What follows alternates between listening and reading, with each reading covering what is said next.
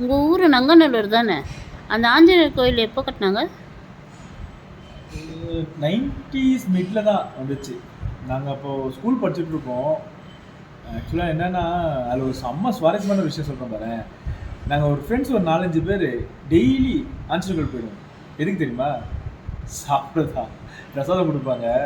சூப்பரா இருக்கும். ஈவினிங்ல போய் உட்காந்துருவோம். டியூஷன் முடிச்ச உடனே ஓடி போய் ஃபர்ஸ்ட்டு சைக்கிள்ல யார் ஃபர்ஸ்ட்டு போறாங்களோ, அவங்க போய் முதல்ல போய் நின்றுவோம். நின்னுட்டு கியூல நின்னுட்டு உள்ள போய் சாமிலாம் பார்த்துட்டு வெளில வந்துட்டு பிரசாதம் வாங்கிட்டு வருவோம்.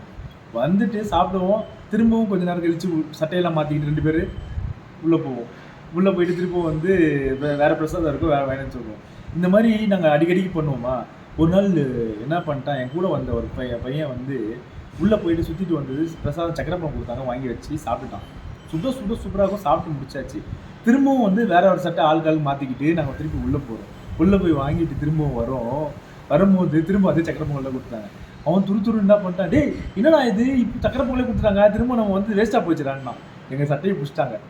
பிடிச்சி உட்கார வச்சு, டேய் யாரை கேட்டுறா நீங்க வருவீங்க, எப்படா உன்னை நான் பார்த்தனே, இதுக்கு முன்னாடி தானே வாங்கிட்டு போனேன் அப்படின்ட்டாங்க. இல்லை அங்கிள், நான் இல்லை அங்கிள். உட்காடுறாங்க, இங்கேயே உட்காருங்க அப்படின்னு சொல்லிட்டு தொண்டை கப்பு கையில் கொடுத்து ஒவ்வொருத்தரையும் தொண்டை கப்பு எடுத்து கொடுத்து வச்சுட்டாங்க. நைட்டு 9 மணி வரைக்கும் தொண்டை கப்பே கொடுத்துட்டு இருந்தோம். நாங்கள் செம்மையாக மாட்டிக்கணும். அதுலேருந்து நாங்கள் ஒரு வாட்டி தான் போகிறது.